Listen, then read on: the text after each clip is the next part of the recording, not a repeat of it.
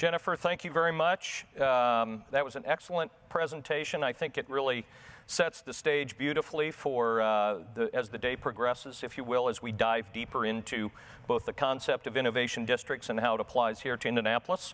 So as Jennifer said, we've got a stellar panel coming up, and I'd like to give a brief introduction, and then Jennifer and the panel will take it from there.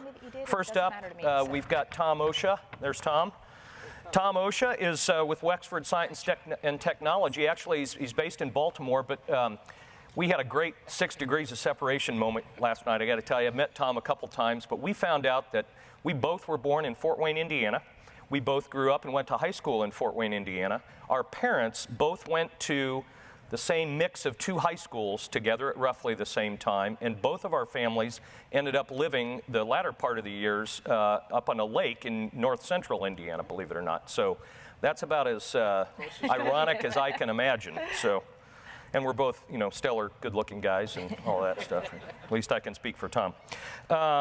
Next is Tim Rowe with the Cambridge Innovation Center, and welcome.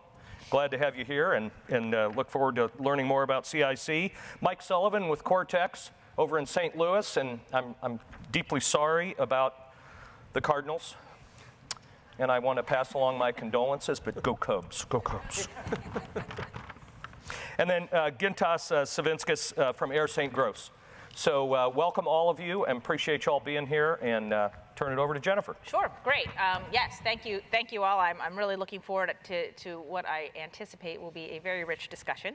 So what I want to do is sort of lead off here with giving you each a chance to sort of introduce your work in the context of this topic around innovation districts. So what we want to focus on for this panel is sort of 3 major themes, and we'll get to sort of these as we roll along. One, starting off with formation. How do these districts really come together? And in each of your experiences, what have you seen? Then implementation. You know, once you've got those key elements that are starting to create an innovation district, how do you start to really grow and develop them?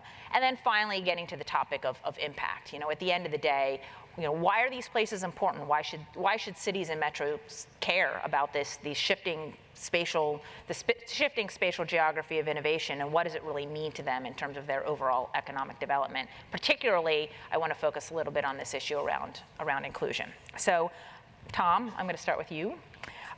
So, in your work at Wexford, you've obviously, you know, do a lot of traveling. You're out there a lot, so you as much as anybody really understand the patterns that we're seeing. So to what extent have you really seen this shifting spatial geography of innovation, specifically in the life sciences sector, because that's your business, but what are you seeing out there in the marketplace, not just, you know, over the trajectory of your work?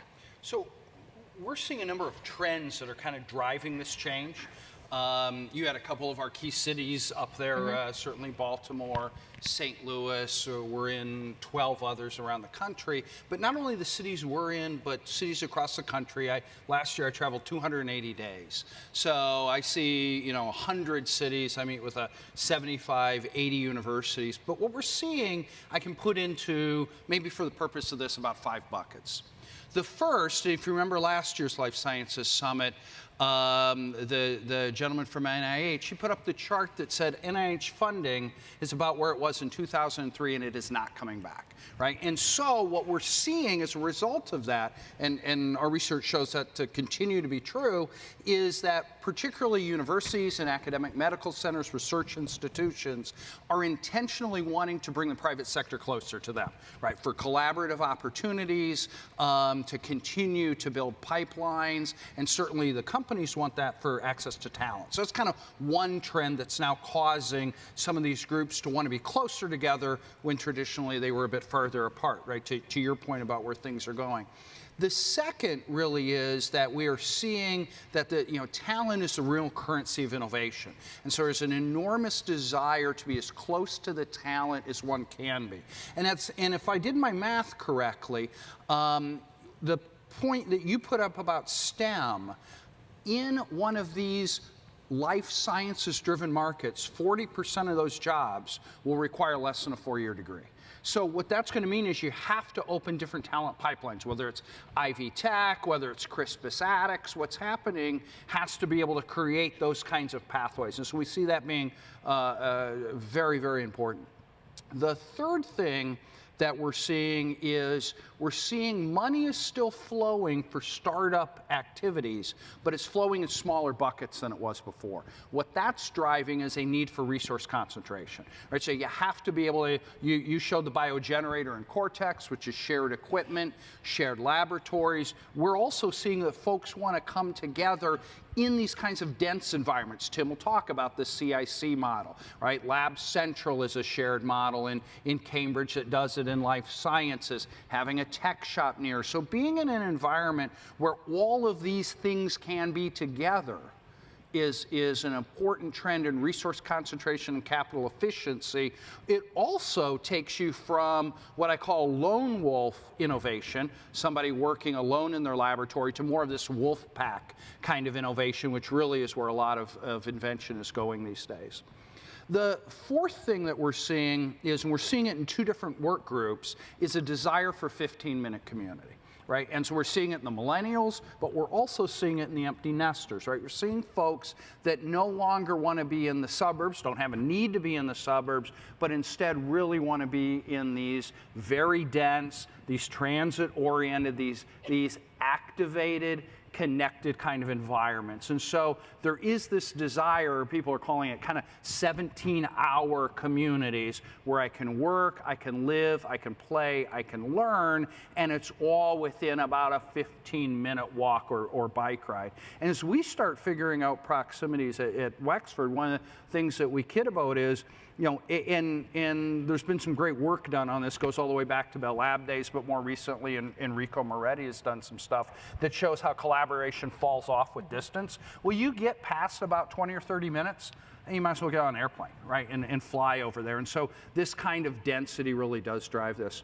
And then the last one is one of the ones that you touched on, Jennifer. It really is, we believe that innovation creates inclusion, right? It can create social and economic inclusion as well. And so how that figures into both creating neighborhood capacity as just part of good citizenship, because we are, you know, we're in West Baltimore, we're in West Philadelphia, we're in Lambert's Point, Norfolk, Virginia, and Overtown in Miami. And so traditionally, we are in these kinds of distressed communities. And not only are we looking to create physical improvements, but really we need to create those kinds of pathways that create hope and they create opportunity, and that has to come organically. It doesn't come from somebody laying it in, but it comes from getting right down on the ground with those various organizations and bringing that together. So when you take all of those in total, what they really are doing is driving towards kind of a concentration of intellectual capital, innovation, and infrastructure into what you call innovation districts, we at Wexford call knowledge communities.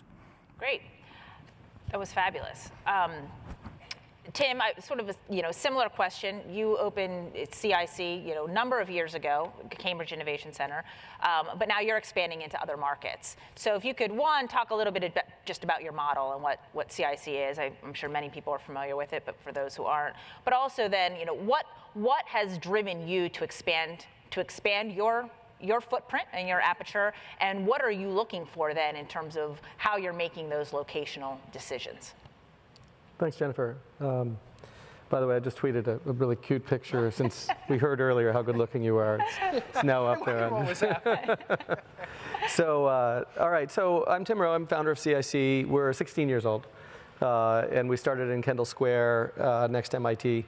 Really, we didn't start with the notion of creating innovation districts, or actually with any notions. It was just a bunch of friends of ours from MIT. We were doing startups. We needed a place to be. It was really that simple. We had, first of all, at the beginning it was my wife and I, and then we had sort of 4 or 5 friends join us, and everyone was like, wow, this is really great, starting a startup around other people. And we didn't have a receptionist or anything, so we were kind of all sharing the work of running the office, getting the network working and stuff. And it was easier, right, than doing it all yourself. And so the basis of these innovation districts are actually, this is kind of where the rubber hits the road. It's a bunch of innovators that are finding it useful to be around each other. That's the essence of it. It grew with time. Somebody stole a laptop, and we realized we needed a receptionist. And then, 10 more people came in, and we were like 20 people, and then we were 40 companies, and then we were 80 companies, then we were 200 companies, and now we're in Kendall Square, we're about 750 companies. And we just kept adding space, and more people kept coming in. Really, strategy was never part of it. It was just organic. It was just, this is what seems to make sense. The kinds of things that we saw happening along the way that were interesting were, partway through we noticed that some of the big tech companies wanted to put some of their kind of startup-y new activities inside this environment. So a guy named Rich Miner co-founded a company called Android. When it was just 2 people, he said, I want to be there. And we said, sure, come on in. That group grew to 200 people, became Google New England, eventually moved a block away from us, and they now have about 1,000 people working for them a block away from us. That's how it starts, right? It's just, and they were a startup essentially at the time that they came in, although they were part of Google. Since then, Facebook and Amazon and Apple and a bunch of others have put similar groups in alongside the startups. So there seems to be this trend. If the first trend is that startups and sort of early stage innovators like to be around each other, the second trend is that kind of the big folks like to be around them, right? And then the third trend, which makes sense, is that we started seeing investors kind of first visit a lot. They'd be like, well, this seems like a place we should stick our head into. And that's happening now in St. Louis as this similar center is growing. We're now about 120,000 square feet of space in St. Louis. We're a year in. We think it's going to be full in the next 3 to 6 months. And we're starting to see investors show up. So then some of the investors started saying, maybe we should actually, move here. And not move like move a person, move like the whole venture capital group. And we now have 15 venture capital groups that have moved and put their headquarters alongside the startups in our buildings just in Cambridge. And you're big on metrics, which I love, Jennifer, by the way. One of the things that we look at is the number of dollars of venture capital managed by the funds that are based in your district, that are headquartered there. I don't mean, somebody comes through once in a while. I mean, they're there and they're saying, how do we deploy the capital here? And, in the beginning, when we started in 1999, there was one $100 million venture fund, which subsequently went out of business. So I essentially treat us as starting at zero. And today we have $14 billion of venture capital in that same area across, I don't know how many funds it is. I know within CIC we have $7 billion across 15 venture investing groups. And then around us in the immediate, quarter-mile radius is the other $7 billion, is probably another half dozen organizations. So bottom line is that the third trend is if you kind of build an innovation district successfully, you get a cluster of startups and other sort of small innovation groups around each other. It draws the bigger companies, and then it will also draw the investment groups.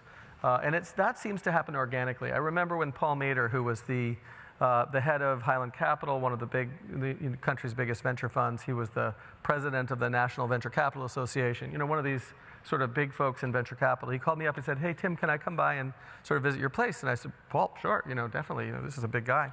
He came in and he asked for a tour. He said, thanks very much.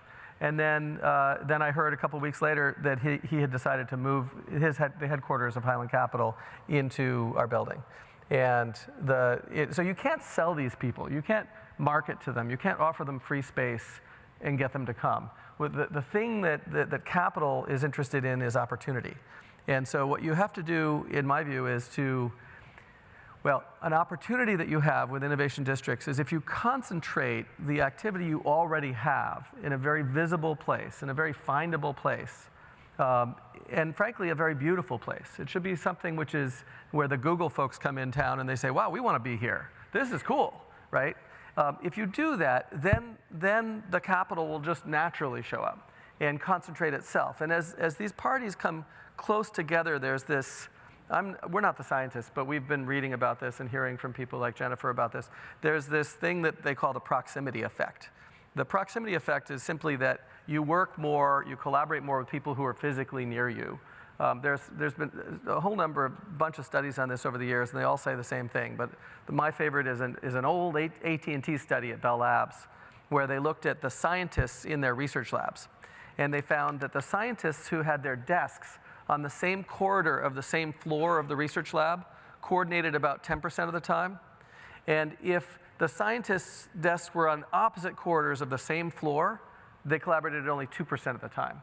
So five-fold difference just being, across the hall. If they were on another floor in the building, it went down to 0.3% of the time, a six-fold difference. So there was a 30-fold difference in collaboration just between having your desks on the same corridor of the same floor and on a different floor.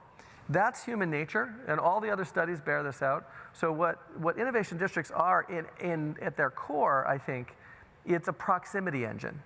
It's a method to get all the folks that ought to be collaborating physically close to each other, so they start to have these collisions that Jennifer was talking about.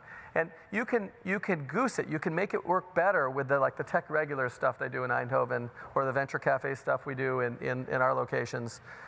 We had for years had this gathering called Venture Cafe. It's every Thursday, free wine and beer. The entrepreneurs and investors, come on over. It's kind of classic, basic stuff. It's pretty unstructured. And we would draw, 200-300 people each week. I see Bill Gormley here from Economy, which is looking to open in Indiana. And Bill, you've probably been to 50 Venture Cafe gatherings, right? These kinds of gatherings allow you to kind of bridge the gap between the two floors, if you will, or between two buildings, if people are kind of coming together. But if you have people in different parts of the city, they just don't come together. It's just too much work. You're not every Thursday going to go grab a beer across town and be half an hour later to get home to your kids, right? So you need to start with people very nearby, make it very easy. And Mike's going to talk more about Cortex in St. Louis, but when Wexford, this is like the team here, right? So when Wexford invited us to take a look at St. Louis, the project they were working on, we got convinced that they had the right assets. They were next to the university. They had this core anchor institution that was driving it. They had a really beautiful vision for the area, an urban plan, bringing many different groups like Tech Shop and others in together. And we said, okay, let's jump in here. One of the things we did was we opened a venture cafe gathering similar to what we did in Cambridge, because we're not that smart. We just do what we did last time. And we started seeing, we're now at an average of 400 people, more than even in Cambridge, every week getting together in St. Louis at this entrepreneur gathering. And I'm told, I think they're now at 12,000 people just in the first year that have come together in St. Louis, which is not previously thought of as a hotbed of innovation. And it's actually, in terms of some of the metrics of activity, we're finding it more active than what we see in Cambridge. So I'm going to stop, and I'm just going to say this stuff is not rocket science. It's not that hard, folks. It's about bringing the assets you already have together, concentrating them, creating opportunities for people to interact, start to know each other better. They're going to trust each other better if they spend more time together. They're going to start putting their chocolate in your peanut butter, and you're going to make magic. Great. So I'm actually going to skip over Mike for a second. And hear from Gintis. So, from your perspective, coming from the architecture and design standpoint, and when you think about all the trends that I just talked about, that these guys just talked about, how are you seeing it from the physical standpoint? What changes are you seeing in the field, and how has this played out in your work in terms of, how are you starting to understand and capitalize on the trends that are afoot? Well, your presentation actually did a great job of outlining kind of the placemaking, the importance of placemaking for a successful innovation district. 5-10 years ago, our firm, Ayers St. Gross, wasn't necessarily doing any innovation district master planning work, and now we're doing it every year. We're doing multiple projects every year, and we had the privilege of working here in Indianapolis at 16 Tech. So we're also following the same trends that you've highlighted. the fact that talent wants to be in mixed-use urban areas that are walkable, that have transit, that have great public spaces and great streets where a lot of this collision and interaction can happen. So we spend a lot of time just kind of mixing the soup all together and trying to envision the physical place where innovators, entrepreneurs, young people, but also visitors, anyone who wants to spend time there will say, yes, I want to stick around. I want to live there. I want to work there. It's an exciting place where there's just a lot of activity going on. So, from the urban design and kind of architecture standpoint, we just really focus on creating those public spaces and also the collaborative environments on the interiors of the buildings as well, because that's the next kind of trend that we're tracking, is that not everyone wants traditional wet lab space necessarily. We're seeing a lot more the need for flexibility, a lot more dry lab requirements. So every location has its special needs and requirements. Indianapolis's innovation district is going to be different from, let's say, Kendall Square in Boston. So it's really coming and engaging with the local community, understanding the needs of the established companies and industry that you already have, but then also understanding where are their gaps and what needs to happen in order to grow the industry sectors that aren't necessarily fully established yet.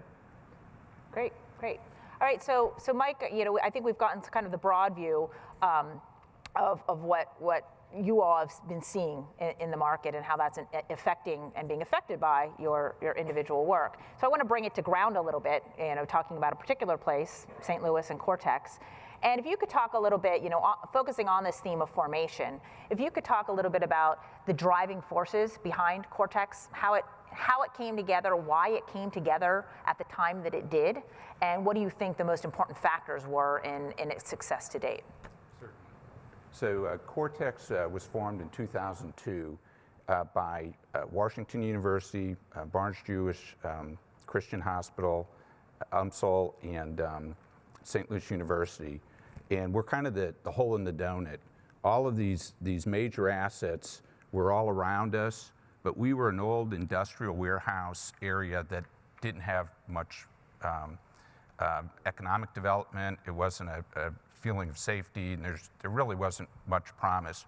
So those groups put in the seed money back in 2002. It was $29 million, and they had an amazing board, but they didn't have a full-time staff. So between 2002 and 2008, they had 2 buildings go up, and one of them Cortex built to keep a company there, and another was a DuPont put up.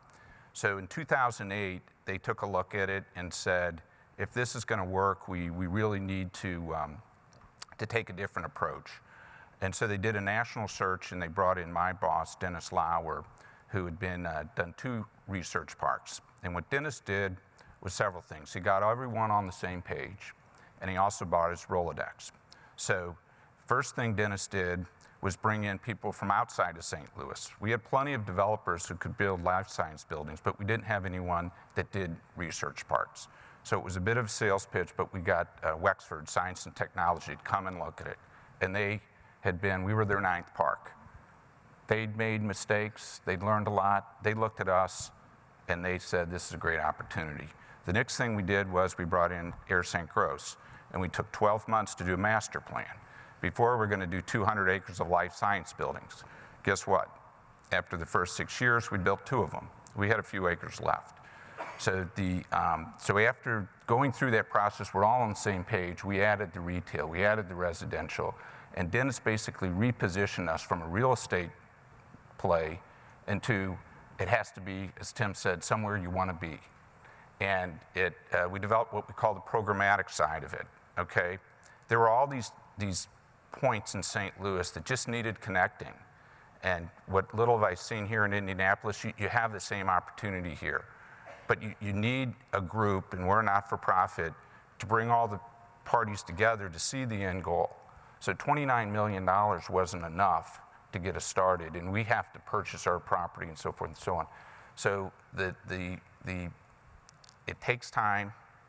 You need a plan. Everyone needs to understand the goals in the plan, and then it's really, really important to get good partners. And Tim has spent a fair amount of time with St. Louis, and Tim will tell you, 10 years, his first 10 years was different. He came to St. Louis after he'd made a number of mistakes. As soon as he got to St. Louis, still doing that. But you can tap into the expertise of these individuals. We opened the CIC at 4240, which is the building that Wexford Science Technology built, just over a year ago. The launch party was supposed to go till 11. It went till 2 in the morning. Diversity, inclusion, it was an amazing event. We had to shut off RSVPs at 1,000 people a week before the event. Yeah. We had 1,400 people show up. Yeah. And what was neat is all of them were welcome. And when you walked into that building that night, you saw the coming together of the goal, the plan, and the city leaders, the diversity, everything was very welcoming. The Venture Cafe, it's every Thursday, 3 to 8. If you're ever in a meeting and people are, I need to get by Cortex, you forward them the lineup for Venture Cafe for that following Thursday, and you get them to come in, it's just amazing. So the whole formation, it takes time. Your structure is really important. But the bottom line is you have to get everyone on the same page, heading in the right direction, and then you need to bring in the right partners. And with the Brookings study, there's a recognition that these things succeed, and there's a track record, and you learn as you go. The bottom line also is it's bringing jobs to an area that there were no jobs. The millennials don't want to spend 40 minutes in a car. They don't want to go out to a research park and sit at their desk all day. They want to be at a place where there is a lot of opportunity to run into similarly people that are interested, and it's a place they look forward to, that they might have to spend 12 hours a day, because of their research and so forth. And Tim made the comment, it's not rocket scientists. It's not, but we're attracting rocket scientists. And when you get rocket scientists together, really smart people, good things happen. The other thing that's nice with the urban developments is density is a positive. So you can do you've got 700, how many companies in how many square feet? In St. Louis or in Cambridge? In Cambridge. Yeah, so we're around 750 companies, and call it, 200,000 square feet, something like that. And you've raised more venture capital CIC than all but how many states? If we were a state, we'd be like the 4th or 5th largest state in venture capital, just our 2 buildings in Cambridge. Right. So it's the formula works, and when you see that and that success and it breeds the jobs, then you can bring in, we've got an over $10 million grant from the federal government to have a metro stop at Cortex. And we have stops within a few miles either way. But, the federal government, the state, they come in, they see what's going on. It's a good investment. And so anyway, the formation, it takes time, have a structure, don't be afraid to make mistakes. If you do, learn from them. And then you bring in the right partners who have done this, it's going to make it an accelerated process. And can I add something to this? Because this is a really great conversation about the how part of this, and that you've really touched on the right. Thank you for saying the right partners. I would say the same thing, that our developer partner, which is Wexford, had a vision for what they wanted to do before we even knew about what you were doing in St. Louis. You guys had created a platform. We wouldn't have come if there wasn't a platform there that was prepared for an innovation center. You can't just drop an innovation center in the middle of a warehouse district and hope that that's going to work. You need to have an entire, this is what Gintis was getting at, you need to have an entire plan that involves, the retail, the park, the neighboring institutions, the programming, the outreach to the neighboring, the rest of the community, so you're welcomed in the community that you're becoming part of. There are a dozen things that you need to do, and a thing to be aware of is, first of all, there are people who know how to do this, and you've got a bunch of them on stage. This isn't rocket science, but you do need to do it right. We had a conversation last night with Betsy, who's obviously some of you may know, who's a big part of the 16 Tech effort, about you can't. There are certain half measures you can't go to, and by the way, she's fully in agreement. But what you don't want to do is say, yeah, we're going to kind of open the research institutes, but we're not going to figure out the retail. Or, yeah, we're going to do it and we're going to do retail, but we're going to bring in McDonald's and Subway restaurant and so forth. The crowd we're talking about doesn't want that. They want the restaurant. I think Wexford's just bringing in the restaurateur came from Chicago a few years ago. He runs the top restaurants in St. Louis. He's opening his next one in this area. This is a trendy kind of hip, innovation, crowd-oriented place. Like, you need to do all of this stuff. And so, again, it's not hard, it's not complicated, but you have to have the commitment to go whole hog, because you're trying to be not the best place in Indianapolis or the best place in Indiana. You're trying to make this one of the best places in the world to build an innovation company, or they're not going to come here. You know that. So this is, as you think about how to do it, just make sure that you've got the right team, but then you're also making the commitment to do each of the pieces right. So following up on this piece about each of the pieces, right? So what I highlighted, what we've begun to highlight is there are, essential pieces that go into this. You obviously need the strong innovation component. You need first the stakeholders that are coming together. You need to be creating the physical place. You need all these different things. So in each of your work, I think it's always helpful for audiences to understand what's going on in other places. So we're hearing about St. Louis, and I want to delve a little deeper into some maybe more particulars on that. But from your all additional work, just you're traveling 200 80 days a year, so you're seeing a lot of cities. Can you give some specific examples in any of these realms, whether it's around placemaking or whether it's around stakeholder coordination or whether it's around the innovation component? Give some specific things that you've been seeing that you feel are successful and maybe innovative, So to pick up on what Tim and Gintis and Mike have all said building up to this really is, let me start with what this cannot be. Right, because I get a lot of calls to go to a lot of places where they say my research part, my innovation district isn't working. Come look at this and tell me what I'm doing wrong. In almost every single case, it is because they look at it as a real estate deal.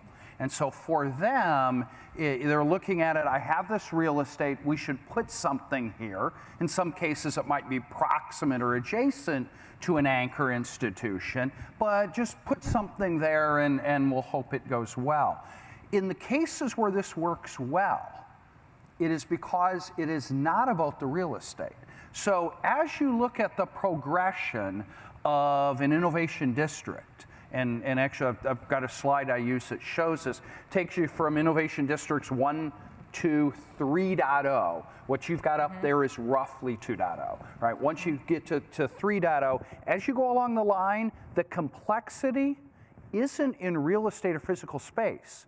It all becomes in things like curation, activation, integration, collaboration. So where this works well is particularly where you have an anchor institution, and you do have to have anchor institutions. We work only with universities, academic medical centers, and research institutions. The reason we love Indianapolis, IBRI is actually all three of those, right? Kind of rolled into one, surrounded by all the other elements. But that institution has to look at this as a way of achieving a strategic goal.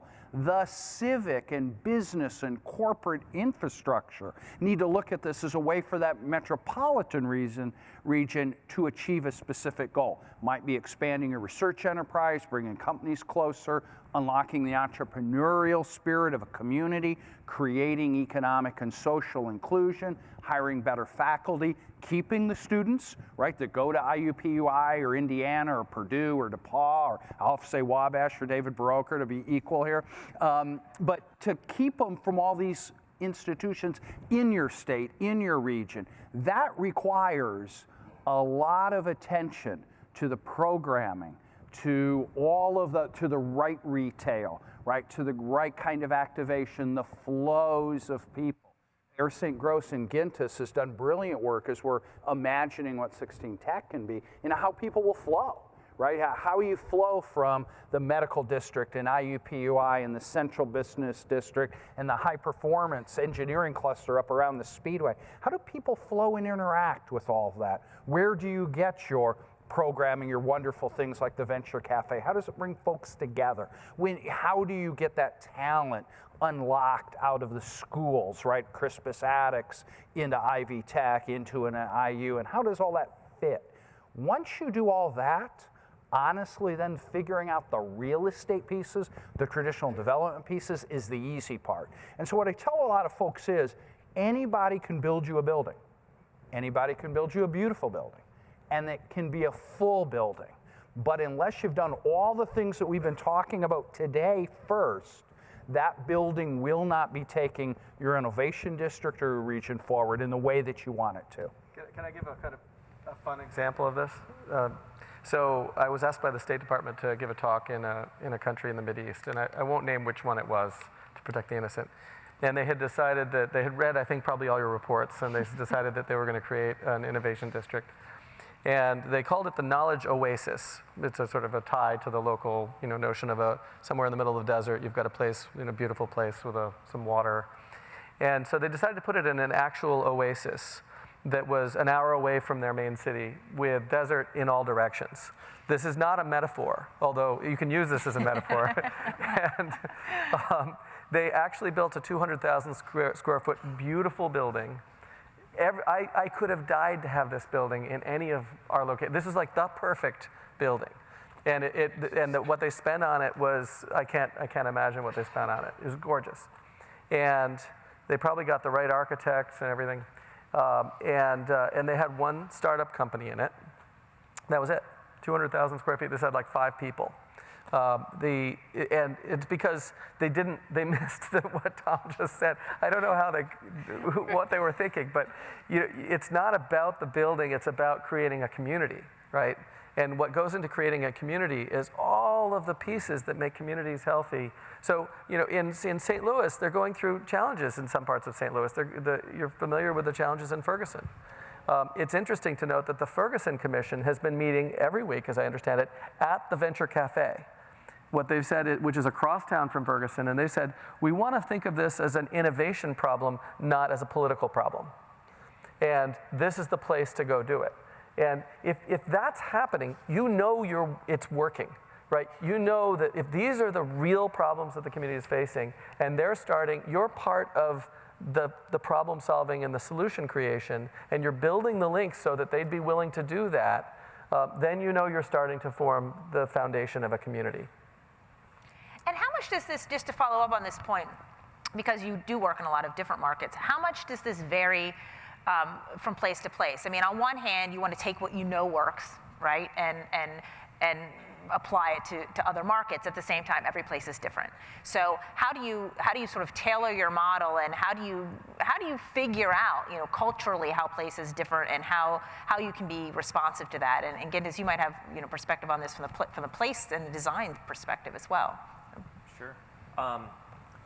Well, for instance, District Hall in Boston has been a huge success there. So as you noted earlier in your talk, that's become kind of, one of the pieces and components that tends to be kind of universal almost in innovation district planning at this point, at least in our shop. That's not to say that, we're just plunking the identical thing there, but the place has to have a heart, a hub, kind of a visual, spiritual clubhouse where people identify it as being the core of the district. But when we go into a different city, I mean, you're right, absolutely. Every place is different. The site's different. The existing buildings are different. But to create the community that Tim's so good at articulating, we listen. We try to engage as many stakeholders as possible. We listen to the needs of people like CIC and Tech Shop and Wexford and the people that are really going to make sure that the programming aspects are all coming together. We understand their needs.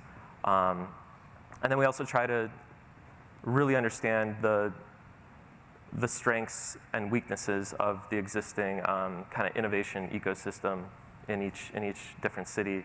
We're working in Providence as well as Indianapolis, and there's similarities and differences there.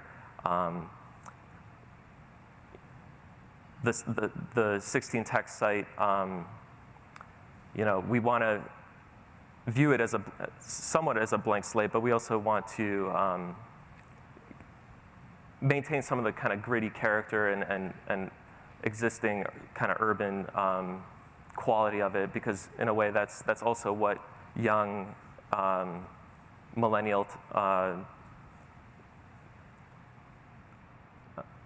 city dwellers want to see in a city. A lot of the kind of growing neighborhoods in Indianapolis have renovated space, so we want to take advantage of old kind of garage warehouse type buildings and make them the flexible spaces that can kind of nurture and develop that collaborative work environment and flexible research space that 16 Tech's going to need. So Providence and Indianapolis are really good examples, Providence being another Wexford project that we've started, but it gives you a feel for the timeline. So we're here today talking about 16 Tech and how it's starting to come together. We've been here quietly for 3 years. So Steve Hansen, my colleague, and I have been coming here for 3 years doing what you call the audit. Right, meeting with the universities, meeting with the communities, meeting with the businesses, understanding the cultural districts, understanding the flow of people, so we can start thinking through and envisioning what this can be, what assets exist in Indianapolis, and what gaps might need to be filled. Right, there's some great things happening there, wonderful co-working spots and interesting tech stuff going on, but what we saw in the market was that there's a danger that companies will outgrow those spaces and have nowhere to go. Well, gosh, you know what? CIC becomes that perfect concentrator of all the organic stuff right into a way of both keeping those companies local as well as kind of supercharging the whole innovation dynamic. We started seeing this opportunity that if you're going to double down on life sciences with the launch of IBRI, well then things like prototyping shops that might be a tech shop opportunity, bringing together other elements to support an IBRI, whether it's Cambridge Biolabs or other, District Hall, other kinds of places to create that kind of cross-disciplinary, integration become really important. In Providence, it was entirely different. Up in Providence, we saw that while you have Brown University and all that they're doing, one of the interesting drivers up there is the Rhode Island School of Design, RISD. And what RISD is doing with Johnson & Wales, the Culinary Institute, around food is medicine. And so here is an entirely different kind of dynamic. And so it's taken a couple of years to sort that one out. You go to a different place, and they have different kind of assets. So Duke University, for instance, has 1 million square feet at least is in downtown Durham.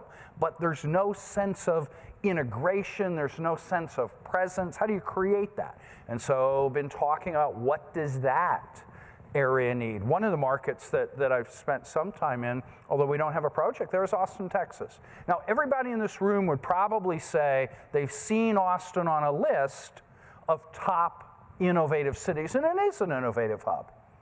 But when you ask them, where is that heart, that spiritual center of innovation? It doesn't exist. I keynoted the Economic Outlook Conference last year for their chamber, and I said, where is the heart of music? Right? Everybody could say it's on 6th Street. Now, there's great music. Most of the great music isn't necessarily on 6th Street. But they know that they've got this iconic spiritual center from which they can grow. When it comes to innovation there, they don't. They've got it in Round Rock, the Arboretum, Pickle. Now they're going to build this new medical campus. They've got it all over without a heart. one of the things that innovation districts can do is kind of create that spiritual center. What we're talking about at Wexford then is how do you create from that the innovation constellation? An innovation district doesn't replace or compete with things that might be going on in Fishers or in other parts of the city. They really complement and bring them together, take those deep threads of knowledge you have and weave them together in this collaborative fabric. And so it requires that audit is so important to understand what do you have, because it gets you to comparative advantage, right? You don't want to, as Indianapolis, be competing in certain areas of bio that you don't have the resources. What you want to do is take all the things that are so good, which you are doing, right? The fabric here, putting it into something like IBRI or competing is the strength of the life sciences industry that you have here, and working on those comparative advantages. And each comparative advantage requires different programming, different laboratory and core facilities, different kinds of innovation districts to feel authentic. If it's not authentic, then the kind of folks that Tim attracts, they're not going to want to be there at all. So Mike, talk about this a little bit in the Cortex context. When from the time you began and how it's evolved over time, how you've sort of built on your competitive advantages. One, how did you identify them, right? You knew what your core assets were from the beginning, but oftentimes you have to go deeper than that. It goes beyond just the institutions and the buildings, because part of the power of this is finding the new the strengths that exist that you can leverage by connecting people in new ways, for example. So, how did this evolve in the Cortex So prior district? to 2002, there was a Battelle study done, and WashU is one of our partners and our founding members, and it was the third largest recipient of NIH grants in the country. Fabulous research. St. Louis U is on the other flank, and it has several areas that it's nationally recognized. So the assets were there, and we needed to capitalize on them. The other thing is to attract good faculty now, they need to have their opportunity for their research to turn into a business. And because of their not-for-profit status, the universities can't build labs and support that. Mm-hmm. So it was a great opportunity. So you leverage on that. What we've created, though, is we've literally taken the fences down around Cortex. I called the head of the at 4240 building is what Wexford developed. I said, the guy next door is wanting to upgrade his property to be a good neighbor. Could you send me the fencing specs? And he wrote me back and he said, we don't have any fencing. But it's very important that the whole idea is to lower the barriers for people to come in. So if you want to go to St. Louis, if anyone's thinking of opening an office in St. Louis, call Tim. He'll give you the name of the person in charge of CIC. It's a 1-month commitment. If you think you want to double in size in 4 months, you can call the same person and he'll give you a bigger office. It makes everything much easier to get into. So we're capitalizing on the universities, but we're also bringing together, we're making it easy entry. And what cities have a problem with is that are areas that are not growing economies is everyone looks at it and says, well, we just have this one pie and we're going to all fight over it. And what Cortex is doing and what this model allows you to do is you have to grow the pie. We were very excited. They announced Square's bringing 200 jobs to St. Louis. They didn't have a presence in St. Louis. That's what you need to do. So the successes in CIC and in an incubator we have, Center for Emerging Technologies, a lot of them have graduated to other other life science areas that aren't right in Cortex. We're looking to help everyone. We don't want to compete with other similar types of developments in St. Louis. We want to help feed off each other. And if someone gets to a point where there are 20 people, it might not make sense to be month to month at CIC. And CIC's even contacted, they've been so successful, there are companies that single member companies weren't showing up. And they're paying the rent, and they called me and said, listen, we've got an opportunity, you can just get a table, because we need your space, because we need to create that community feel. Exactly. Exactly. And then the final thing, to really succeed, we realized, St. Louis, like everyone else, is political.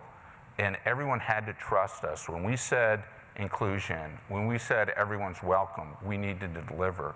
And we've done that with our workforce. We monitor, when you build a building in St. Louis, there are goals that you need to follow. It's on our website. You can look, you can see the results. People started to trust and believe in some of the political individuals that weren't sure because they'd seen the pretty renderings and everything before. They come to Venture Cafe. They're our greatest ambassadors. And I've even had people come up to me after a hearing and say, I apologize. I was not fully supportive the first time you came in for a TIF, but I've been there. I've got someone that's their business is at CIC. You know, they get it. Yeah. And then when you have that, then you have the momentum, then you can grow the pot. Can I add on the inclusion side? Yep. Well, and in fact, I want to pivot to that discussion, actually. So we've talked about formation, right? How these things get started. We've talked some about what's starting to make them successful, and as they get rolling, that implementation piece. But we want to sort of wrap up talking about, before we get to Q&A from all of you, the impact piece. And part of impact is who is benefiting at the end of the day from these districts. You talk about growing the pie. That's a big part of it. Growing the pie, growing the pie for your region, right, and making that big economic impact. But then it's also who gets those slices of the pie and who can participate. So, Tim, I'll let you lead off on this. I'd like to jump on this. So let me start with the bigger part of impact, since you raised that. The bigger part of impact is creating jobs. And many of you probably know these statistics, but I'll share them if you don't. The Kauffman Foundation did a wonderful study about where jobs are coming from in the United States. They looked at over the last 3 decades at the entire United States using census data. So this is not just a little survey or somebody's idea. What they found was that companies 5 years old and younger, essentially startup companies, are creating on average 3 million jobs every year in the United States. And that's net of any that are lost. So if there are 1 million lost in that sector, it's 4 million created, something like that. But net 3 million. And all other companies in the United States, the companies that are 6 years old or older, collectively are losing 1 million jobs a year. So what's happening is that the existing fabric of corporations and job providers in the United States is steadily shrinking. And if you look over 30 years, you see it bounces around for corporations, but it averages at that negative 1 million. And if you look at startups, it doesn't bounce around. It's rock solid at 3 million, just about every year for 30 years.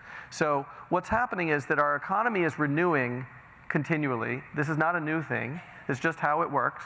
This is like a forest with old trees that fall over and young trees that grow. And the implication is if you're one of those places where new trees are growing, you're going to have a healthy economy, you're going to have jobs, you're going to have low unemployment, you're going to have prosperity.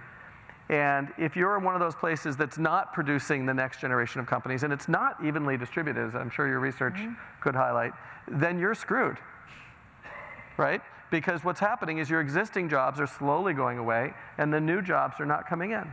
So that's the big picture of impact, just before we kind of get, so if your whole city, every part of the city, the retailers, the restaurants, the personal services, all of that relies on a healthy core of high-paying jobs, particularly traded jobs, meaning where you're producing something which is sold elsewhere in the world or elsewhere in the country. Yeah. And Moretti gives the 5 times statistic, right? That for every job in these sectors, you get 5 additional jobs. Right. So they're obviously important drivers. So impact is not just on the scientist with a great educational background who might get a job working for a high-tech company or a life sciences company. The impact is 5-fold, and you can't lose that. That actually is the big part of the impact for everybody.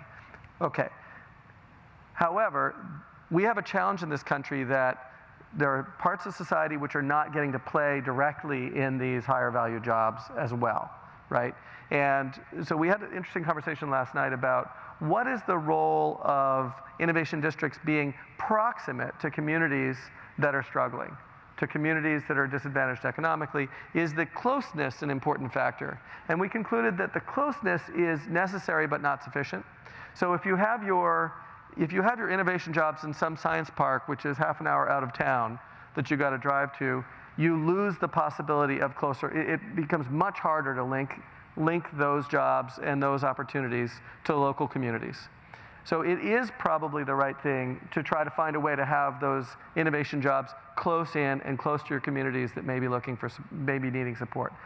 But it's not sufficient. Just having it there, you may be across the tracks, and that's just, all that is a starting point.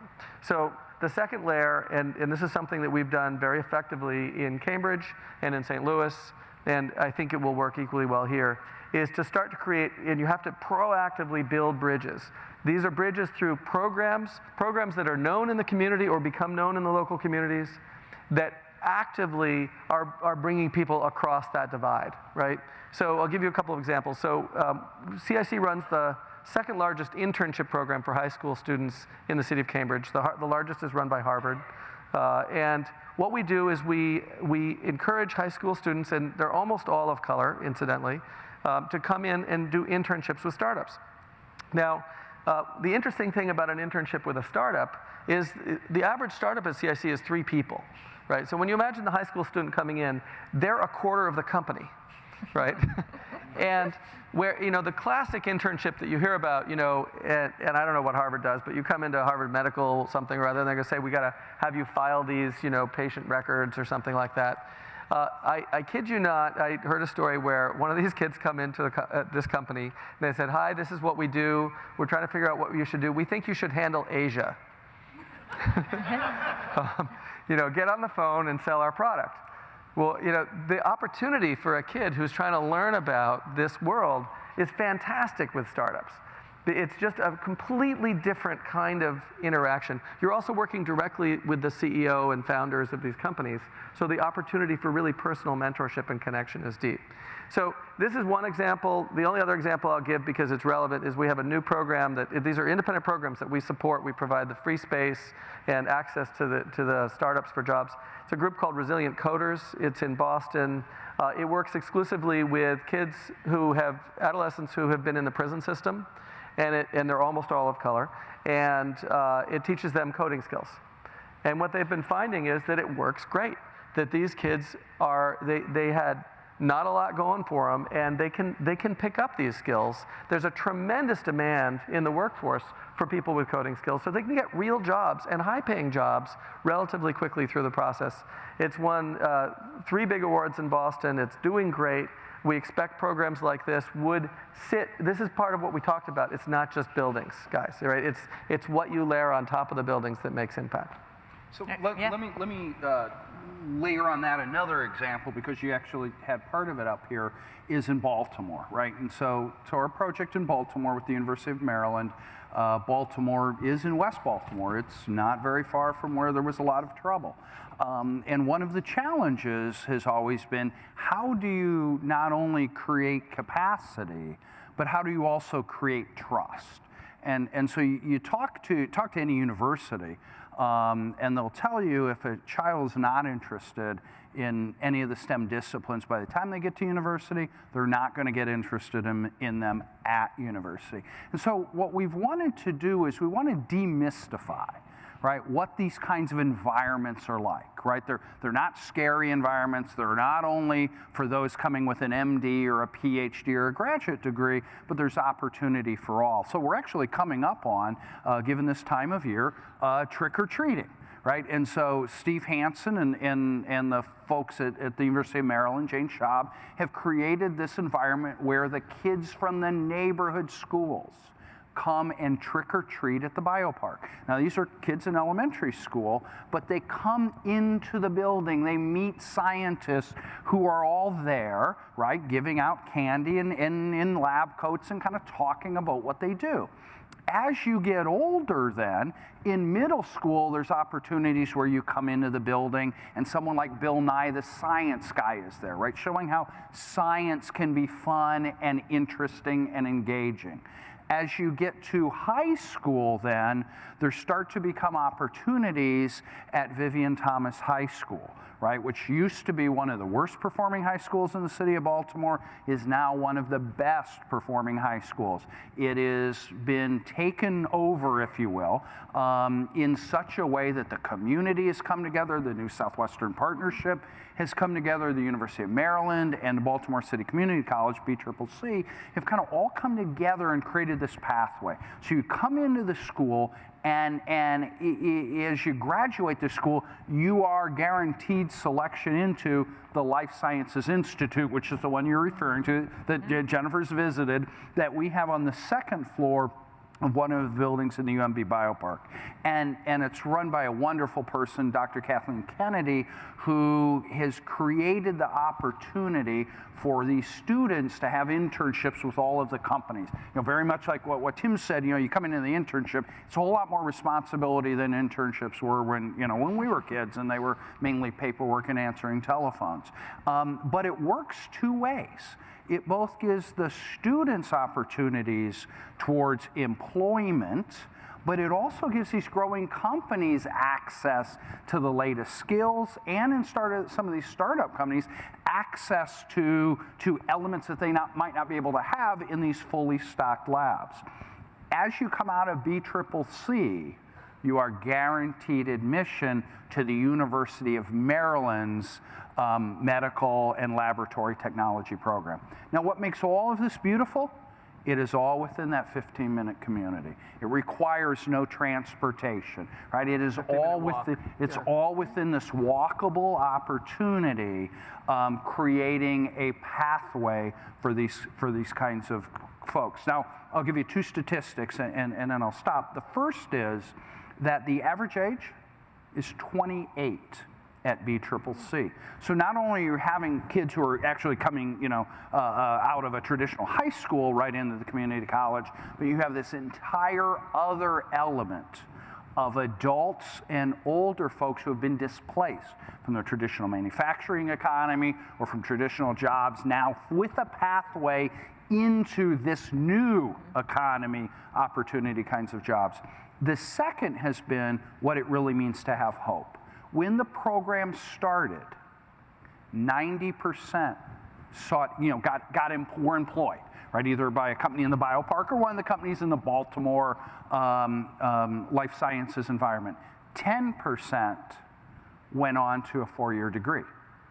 Today, after I think 3 or 4 years, that is entirely switched, because now 90% have chosen to pursue a 4-year degree, and about 10% go straight on with their associates to work. When I asked Dr. Kennedy what was responsible for this, she said it was the hope and example that had been set by those who went first. And when they saw folks, from the community and people that they knew able to do this, that actually created the permission to believe that they could do it as well. And this is a model that is not only replicable, it is one that we have as our core. It's one of the first things that we look at when we hit a new market is this something we can do, right? Is the community willing? Are the right kinds of resources and authentic programs and trusted folks there where we can do these kinds of programs? And we believe Indianapolis is one of those cities where we can do this, absolutely. So you both have really hit on particularly the workforce aspect of this and how you draw people in to these growing jobs. Candace, could you talk a little bit about, from kind of the place and the physical perspective, are there good examples out there of how you use placemaking, how you use design in ways that connect neighborhoods in, so that these emerging districts don't feel like they're even virtual walls up, but where the neighborhoods actually feel sort of physically connected? Sure, absolutely. The Baltimore example is actually a really good one, because right adjacent to the University of Maryland's main campus in downtown Baltimore is Martin Luther King Boulevard. And it's this massive, essentially, highway cutting off these adjacent neighborhoods from downtown. So when the university committed to having a presence on the other side of MLK, it was kind of like crossing the tracks. So that really was kind of the impetus to, have Wexford commit to engaging the community and bringing in and creating these programs for young and really local, underprivileged youth to come and have a good experience and see what's possible for them to achieve in their own futures. So really, and then when Ayers St. Gross got brought in to do the master plan and really, create the vision for what the build out of the rest of that district could be. It really extended further into the neighborhood and made sure that as many of physical connections remained and new ones were created to make sure that this wasn't a community that was walled off from its context from the rest of the neighborhood. And here in 16 Tech, a big kind of driving force behind the master plan really was building up the physical connections, making sure that there was access for the district to the south, to the hospital district, as well as creating as many north to south connections into the neighborhoods as well, so that a lot of the people who live in the nearby neighborhoods would feel like they're part of that 15-minute bubble that Tom was referencing, so that it's really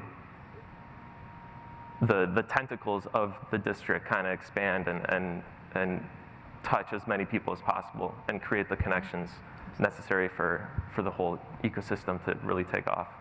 That's great. So I want to open it up to audience Q&A. I want to make sure that we have time to do that. But before we do, Mike, I know that this has been something you focus on in Cortex. So if you could just briefly sort of give an example of how you focus on inclusion. You touched on it earlier, and then we'll open it up to the audience. Certainly. So it starts with the construction of the project. We have stated goals not only for ownership of the companies, but also the workforce. We monitor that, we advertise that.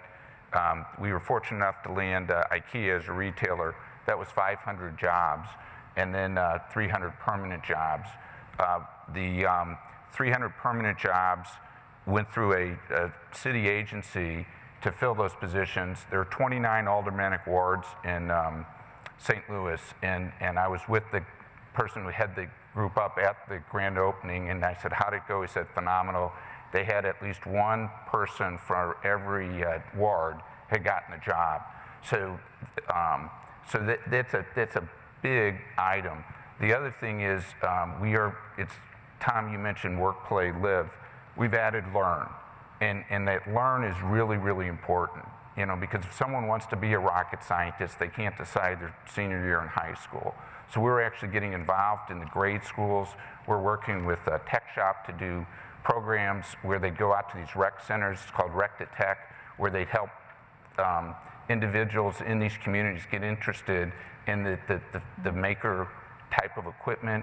So you have all these people who have very creative minds, who might be very talented, but they don't have the hope that they can be a part of it.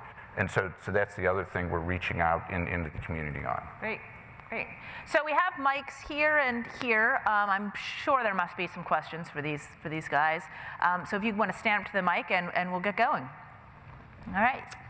So I have is there sort of a minimum size city where this works? So more specifically, I'm tasked with helping innovation in Bloomington to the south. So we're very rich in assets, both private and public sector, but it's a very relatively small city. So is there a version of this model that might work in a town like Bloomington? And I know you all have comments on that. I'll say briefly, this is something that when we were first exploring this concept and trying to figure out, all right, how applicable is this to various, types of markets? Clearly, a lot of these innovation districts might be lodged in larger cities, though certainly you have universities in smaller and mid-sized places as well.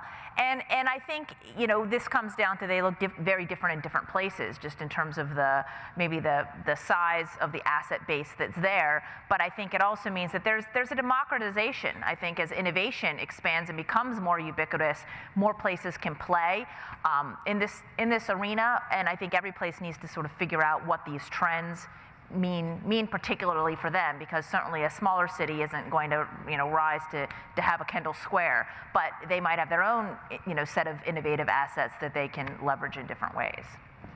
So, yeah, go ahead. So I'll do just quickly. We have seen it work in all sorts of communities.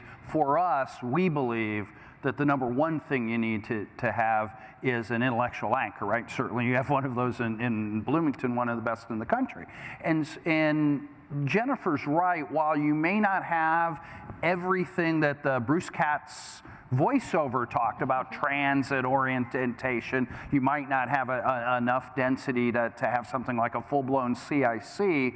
What you can think about is, what do we have in Bloomington? What does the university want to be able to leverage? And what kinds of companies see the value proposition of access, proximity, and infrastructure in relationship with IU and the talent base? And we've seen small cities that are really able to come together, Chattanooga, Tennessee being one of them. We don't have a project there, but when I think about smaller kinds of cities that have been able to marshal the resources, focus them on their comparative advantage, and bring together the necessary elements to do it, they've been one of the ones that have been able to do it. Providence, is a little city-state. It's been able to do it. So I think it can be done in Bloomington as well, because the university you have is such a powerhouse with such a reputation, as well as tentacles and relationships into a broader world that help you create that constellation. Tim? Yeah, I would say that we had a conversation with the folks from West Lafayette yesterday on a similar topic.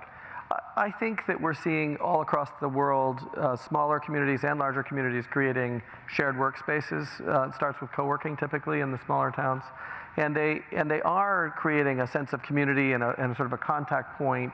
Some of the same benefits and effects that we've talked about on stage here are working in smaller communities. I would suggest that you identify and support your strongest co-working folks. Find ways perhaps to use public money to support them. Give them a bigger facility, give them event spaces that they can work with. We in this country invest billions in roads and bridges, but our jobs come from innovation, as we discussed earlier, and the notion that we would invest in innovation infrastructure seems odd for some reason to our public sector. This is probably the best place that you could be investing in public infrastructure right now. So I'd encourage you to look at that. Here. Good morning, Matt Catanzarite with Real Life Sciences. Having come from a background in economic development and now in talent management for the life science industry, I'm interested in the panel's experience with networking assets. So are there specific networking assets that you've seen drive collaboration, or is it more of this alchemy of proximity, infrastructure, and awareness that allow the peanut butter to be dipped in the chocolate?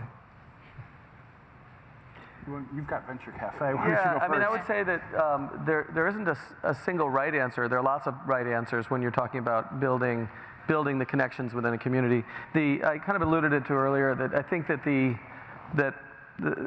scientists believe that collaboration is driven by trust, and that trust only develops through face-to-face contact, repeated face-to-face contact. So what you're really trying to figure out is, how can I cause there to be more repeated face-to-face contact, and I would add to that there is an element of curation. That the people need to, like, if you're meeting random people and you don't know who they are, you don't have any reason to know that you should trust them, you might not. But so we think that if you can support organizations that are bringing like-minded people together, preferably across the different communities related to innovation. We think of those communities as the money community, the innovation or sort of science community, and the talent or the entrepreneurial community. You want to bring those communities, the entrepreneurs, the scientists, and the investors, if you will, together, right? And almost any way you do that, if you add a little bit of alcohol, it works well. Here. For you. Hi, I'm with Franklin College, just about 30 minutes down the road, and a little bit closer probably when we get the interstate finished. But I know you mentioned David Brokers Wabash and John Hirschman DePaul. How do some of the smaller schools, and particularly those who have growing science programs, how do we fit into, and we're part of Greater Indianapolis, how do we fit in, if you have some examples, into what you've seen so far?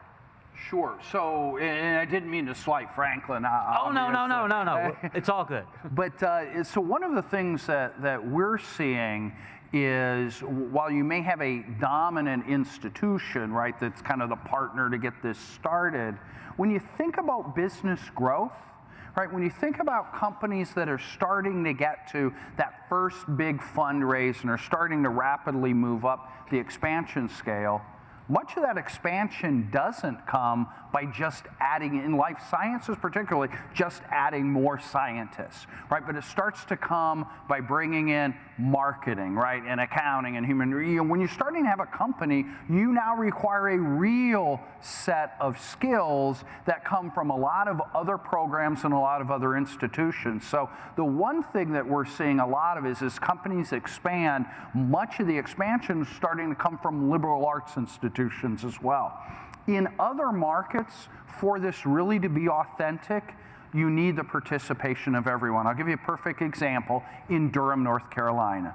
So certainly in Durham, dominated by a large institution that we've all heard of, Duke University. But as we're thinking through the program down there, it isn't just about what Duke's doing. It's also about what's happening at Durham Tech, right? The community college. It's what's happening at North Carolina Central University, a historically black college, right? And the programming that they have there. It's also about, honestly, the programming that other institutions have that aren't even in Durham. So what's going on at Davidson or Elan or actually UNC? How do you bring all of the programs that have kind of this complementary core together so that you both have intellectual collaboration, but you also have an opportunity to kind of grow various programs. If you look at where NIH funding's going, DoD funding, it's going to collaborative opportunities. It's not going to single institutions. So they see both an opportunity to bring multiple institutions together for funding, and certainly to continue to have that breadth of talent and the depth of talent to attract and grow the companies they have. So we have time. Last question. Floor is yours. Thank you. I'm Bill Gormley with X-Economy. The thing, Tim, that I think the CIC and Kendall Square did by policy, by practice, just organically, whatever way they did it, was to have an active, open door, warm welcome policy, respecting everybody that came through the door. And one thing that hasn't been talked about at all is you ended up with a tremendous number of international students doing startups inside your building. Through the Sloan School at MIT, certainly there were a lot of people walking across the street to CIC. But the international aspect of this, even though we're not on the coast here, this, in talking with folks at Eli Lilly and BioCrossroads, et cetera, the international piece is absolutely a hoped-for, developable aspect of creating the right combination effect. My daughter says that the company of the future is going to look like, the management team's going to look like the Star Trek Enterprise It does already. bridge. And you're going to have Vulcans and humans and robots and all different. But when you think of people coming from other countries, especially France and Britain in the case of New England, what would you say is a way forward for Indy and St. Louis and some of our Midwestern centers? You know, so it's a great question, Bill. So first of all, you're absolutely right. I think we're about 20% international now in the businesses at CIC, and some very significant businesses. Businesses are receiving tremendous funding. I think some studies show that Silicon Valley startups, more than half are founded by people who are not born in the United States. They're not all international. They may have grown up here, but the point is that the openness is indeed very important. I think that the number one thing, and it's pretty simple again, is it needs to be easy and obvious for someone coming from somewhere else where they should go and what they're supposed to do. Like, it's sort of, if you were thinking about kind of attending university here, you know, you don't need to Google very much to figure out where, you know, the couple places that you should go to and check out, maybe, and they've got an admissions office and somebody who will be friendly and kind of tell you about it in brochures, and like so it's an easy path, right? If you were looking to do business internationally, you might have, often there's sort of a business promotion office somewhere. Often nobody knows about it. It's not kind of a destination. And so what we found is, probably every day we'll have one or two groups of people from around the world that have come to Boston to learn about innovation, or, you know, visiting MIT or Harvard or one of these things. And somebody says, you should tour CIC. And so we get, and you see this, I think you kind of give me a softball, I know, because this is important to you, but it's also an easy question to answer. So then they call up and said, gee, can we tour CIC with our 50, scientists from China, or whatever that is? And we said, sure, of course, come on by. And they walk through and they say, wow, look at all the innovation, this is cool. And then they say, if we were to, want to do something here, how would we do that? And we're like, oh, great, just come on in. It's really simple. Sign up over here, talk to this person. It becomes a very, people use the word soft landing sometimes to describe it, but basically what you want is a beacon. Something which is bright and beautiful that you can see from far away, that shines a lot of light. And so as they in some way interact with Indiana or hear about it, they kind of see this beacon and they get drawn to it. And they get there and they think, I could be here. And so I think you have that opportunity with what you're seeking to do in 16 Tech. I think that what I would wish for Indiana is that you find a way to make it really a bright beacon. This is where you go a little crazy and you overinvest in that place so that it just becomes a magnet. And people say, I got to be here. The bright student from China who went to IU or Purdue or one of these schools who's thinking, do I go back home or do I stay here? It needs to shine brightly enough that they say, I'm going to stay here. I can do this here. This is a great place for me. This is hot. So figure out how to do that. I'll also just add one tactic you can layer on top of that is just up the road in Chicago are the trade commissions of Canada, Great Britain, France, Spain, and those trade commissions exist to facilitate Canadian companies locating in the United States, not just in Chicago, but throughout the Midwest, to be near the talent and the resources they need, as well as facilitating export opportunities for U.S. companies into there. And we've worked with commissions across the country, at least to make sure they understand what is available in the various projects and to open those kinds of easy pathways for the companies, as well as occasionally to help with visas or other kinds of things to help those students Tim talks about stay in the area. And if you do it right, by the way, they will start to move in. We've had the Swiss consulate move in. We've had the Canadian Technology Accelerator. Their headquarters in New England is in CIC. They've got Canadian flags. They've got 15 Canadian companies that they brought to CIC because they wanted to have a way to get these companies to build into the US market. So once you get a place which feels like the logical place in your region for this to happen, it just shows up. Great. Well, I think this was really a tremendously informative conversation. Keeping on this metaphor of the light, I think we'll all look forward to seeing this light here at 16 Tech become brighter and brighter in the years to come. So, with that, I think that, Dan, you're coming back up. Yep. That's great. Thank you.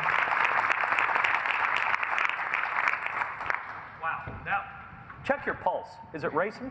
I mean, mine is. That was fabulous. I mean, Jennifer, Tom, Tim, Mike, Gintis, thank you so much. That was just fantastic. I'm certainly a long way away from a millennial, but I must be a millennial wannabe, because sign me up. Everyone's welcome. I'm ready. I'm ready. Inclusion, I like that. I like that. So, now, just to reiterate a comment I made yesterday, I think Indiana, has been so strong in the life sciences for a lot of reasons, but primarily because we've had such strong partners from all different angles, and we're very complementary to each other. We're not concentrated in one area of the life sciences, if you will, and we work well together. Hoosiers, as we talked about, work well together. This adds to our opportunity here at 16 Tech or Bloomington or West Lafayette or wherever you're going to build this kind of innovation-focused economy. I really think it plays to our strengths, and so I encourage everyone to get involved in this. Again, whether it's 16 Tech or other places, get all in on this one. This is big. This is really exciting. So, thank you so much. Really appreciate it. We're here for a 15-minute break now.